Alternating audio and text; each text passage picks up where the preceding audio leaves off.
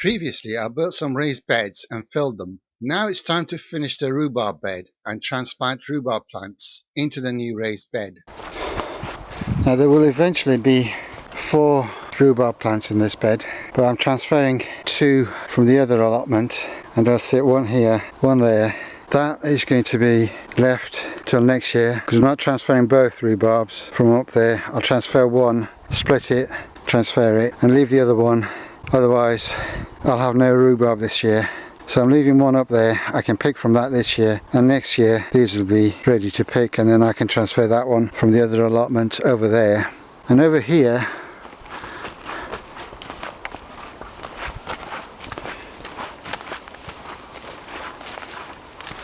I'm going to put this rhubarb that has hooked up again. It's been there since before I took the allotment. I noticed it the first day, and then all the weeds and rubbish around it took it over, but I can't leave it where it is because it's right in the path. It's in the worst position possible, so it needs to be moved. And obviously it needs to be moved quick as it's come out of dormancy, but I've got no choice, I've got to move it. Obviously I couldn't do it before the bed was ready, so I've had to wait. I think it'll be alright. It's only a small plant and it's not got that much growth on it, so it should be alright. I had to measure out where I want to put the rhubarb crowns. I couldn't talk because there was smoke from a bonfire and the neighbours were chatting loudly, so I'll explain this later. It does seem like a lot of effort to plant the rhubarb, but it's important to get the planting location right. Otherwise, if I just planted them carelessly, they will grow into the paths and cause problems. Rhubarb will stay in the ground for a long time, so it's important to get this right at the beginning. Yesterday I had to go. The neighbours around talking, and there was a smoke coming in from the next door but one that was having a bonfire, so I really couldn't finish off. So what I did was I put 4 stakes in where I want the rhubarb crowns to be. Now it looks like it's off-centered, and that's deliberate because the rhubarb leaves get big and I don't want them growing into the path, and I don't want them to grow into this path especially because the hose reel is going to be at the end of it, so I'm going to be running the hose along here, so I don't want rhubarb leaves in the way here either.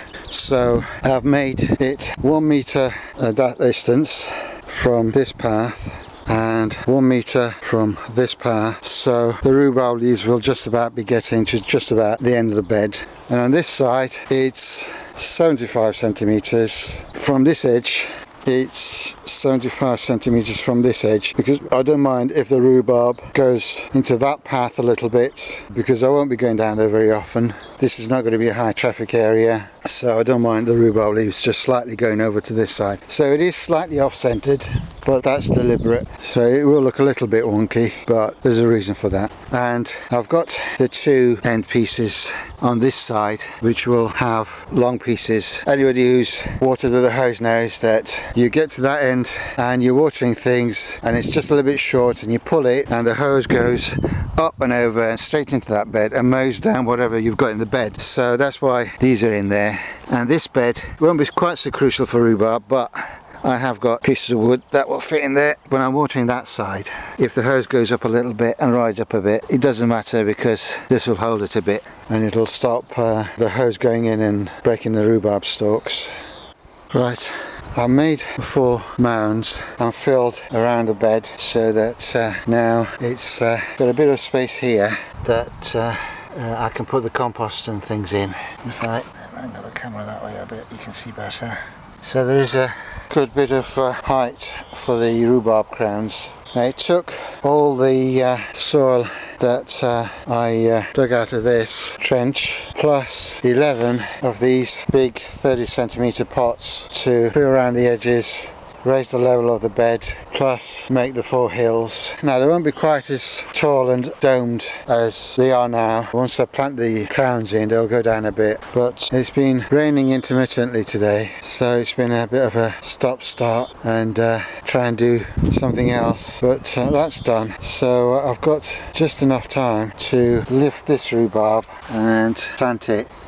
I'm digging back a fair bit. Try and get as much of the root ball as possible.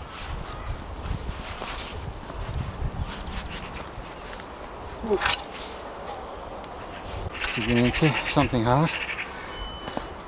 Could be a bit of wood, could be grass. Whatever they've buried down there. Let's see how it goes. There we go. Oh, it's actually 2 pieces.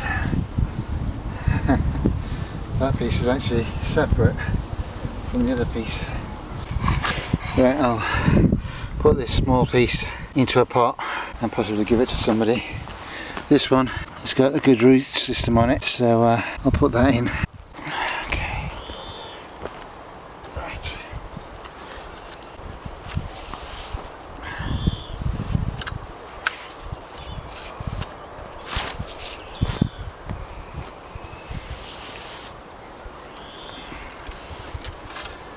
Okay. Oh. There we go.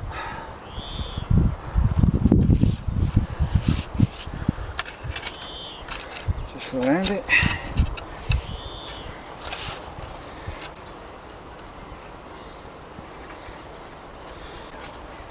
Oops. Keep finding bits of bindweed. All I'm going to do is water it in. Now once it's surrounded with compost and things, the soil won't wash off because it'll have nowhere to go. It's another absolutely gorgeous day. So the job for today is to move the rhubarb into this bed, add a bit of chicken manure pellets and mulch this bed, and then that's it. In here on this plot, this piece, although it's well established and has got good root, because I don't know what variety it is, I don't know how good it's going to be, I don't think I'm going to give it to anybody. I've got the other rhubarb which I know is good and I can recommend, so I'd rather give people pieces of that. So this piece will go in the compost. First thing to do is to remove some of this rubbish that's been around this rhubarb. Things. Okay, because there's all manner of nasties back there.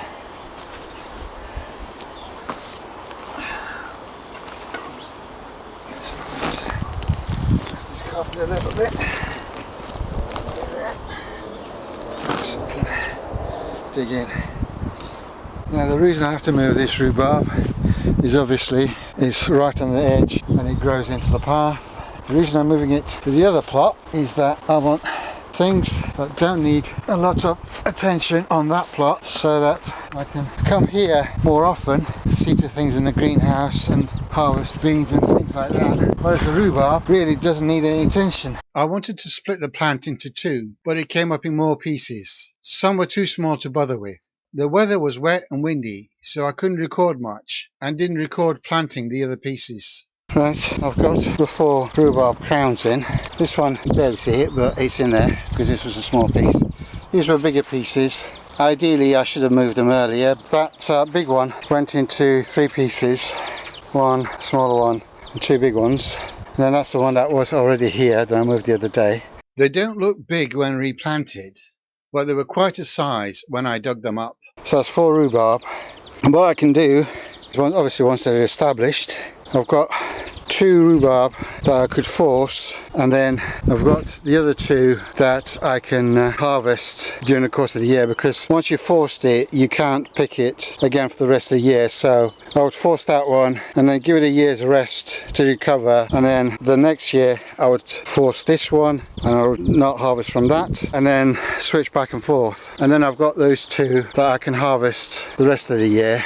So I'll have a long season. I've got an early rhubarb on the other plot, so I should get a nice long season by having the forced rhubarb first, then the early rhubarb, and then these rhubarbs. Well, that's the plan anyway.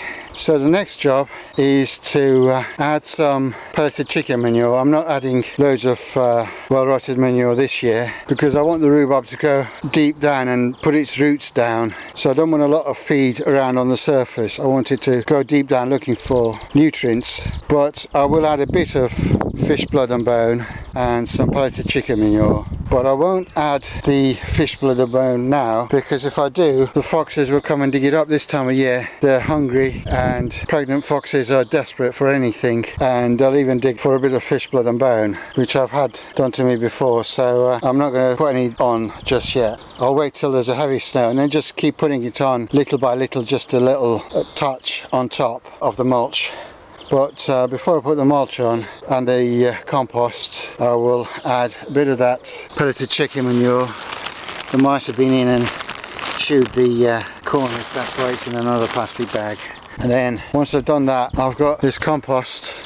Now the top looks rough, but underneath, once I dig down, is more rotted down stuff. So the mulch will go on top, and then this will be done. Now I'm giving them a pretty liberal amount around each one, because this stuff does actually dissolve fairly quickly, and it will give them plenty of feed. Right, I've given it a good sprinkling of chicken pellets around each plant. Now someone will say, oh, it's too much, but rhubarb can take it, not worried about it. Obviously if it was a more tender plant, I might be a bit more careful, and there'll be mulch and woody bits going on top. Okay, so now that I've added the chicken manure pellets, I have to add some compost and mulch. And as luck would have it, I've got my compost bin here ready. That's handy, wasn't it? Anybody who didn't know me better would think I'd planned it.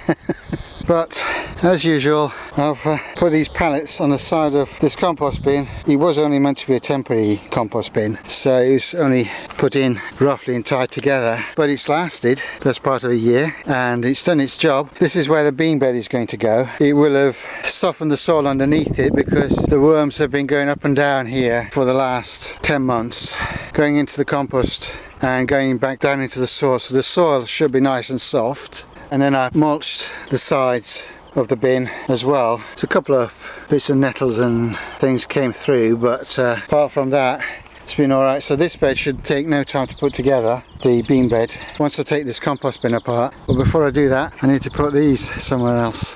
I always seem to be moving things out of the way, and 5 minutes later they're in my way again. But the only place I can think of putting it is where those pallets are, putting it next to that. But in about 3 weeks time I'll have to move them again, because 3 weeks time I'll be needing to shift that lot, but that's the way it is.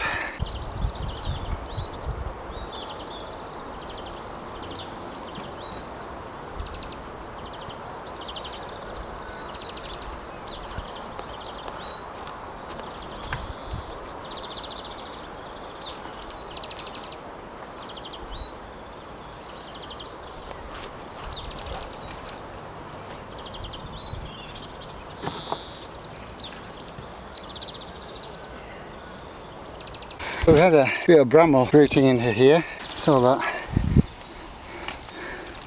bramble, but the other stuff, there's a bit of duck on that side, but that's alright, I can deal with that, no problem. And these were up the sides, because originally the compost was going up above these, and I had to put the pieces like that, but obviously over winter it's gone down, and I mean the top stuff is still chippy, but if I go down a bit I get into the softer stuff, and once I put it through a sieve I'll get some nice decent compost out of it, and the rough stuff can go on top of the beds as mulch. Now I can take this first one apart, because I built them as 3 1 meter square bins. I think next time when I make a proper one, I'll just make one big one, and I won't put in the pieces in the middle, because they were there just to hold the end pieces together, because obviously I just tie them together as a temporary measure. But when I build one over there at the end of the plot, that will be properly built and secured with nails and screws, so I won't need middle pieces. I think those middle pieces will be pretty well rotten by now as well. I wouldn't use those again. So let's dismantle this front piece and see how it is. See what compost we get out of it. Now I tied these with a special knot so that I could just, when it comes to dismantling it, I can just pull and they'll come off. There's a knot, and if I just pull that piece, the whole thing comes off, and I can reuse that. And if I use zip ties, I'd be chucking a load of plastic in the bin now. Now I have explained this in an old video how I tie these knots, so if you've been watching my videos you'll know how to do this. Right, that's the last piece done. All of these pieces can all be used again. Okay, so time to take that was holding it in place. If you want to see how I built this together, that's in one of my old videos. Off it goes. Yeah, it looks good. Obviously this outside looks a bit rough, but if I dig into it, Santa is getting better. It's an easy job. Just putting some of this stuff as mulch. I'm not too bothered about the coarser stuff top, because just mulching around the rhubarb. Now it's interesting that as I'm getting towards the bottom third of the compost, it's dry. People say, oh, must keep it covered, it's going to get wet and anaerobic and horrible. Well, it hasn't. When you mine, this has got a lot of wood chips and leaves, dry leaves that are collected in the autumn, and those sorts of things in it. So those would have soaked up a lot of water, which would explain why the bottom is dry. But you see, it's like the day I collected it, but most of it is good stuff. I mean, there are bits of wood chips in it, but this is perfectly good to mulch the bed with once a year. So don't mind a bit of woody stuff on it, because the worms will pull the well rotted stuff back into the soil and leave the woody stuff on top to be mulch, and they will break down over time. So I can just keep topping things up with this mulch. Right, that's this bed mulched and ready to go. I haven't gone right up to the edge of the crown, obviously, because I want to leave a little bit of a gap between the mulch and the crown. And rhubarb, once it gets going, it's got big leaves, it'll mulch the area around itself and shade out any weeds, so this is fine. This one is off and running anyway, so I think it'll be fine. That's this bed basically done for this year. I won't have to touch it again till November, and I add a bit of manure.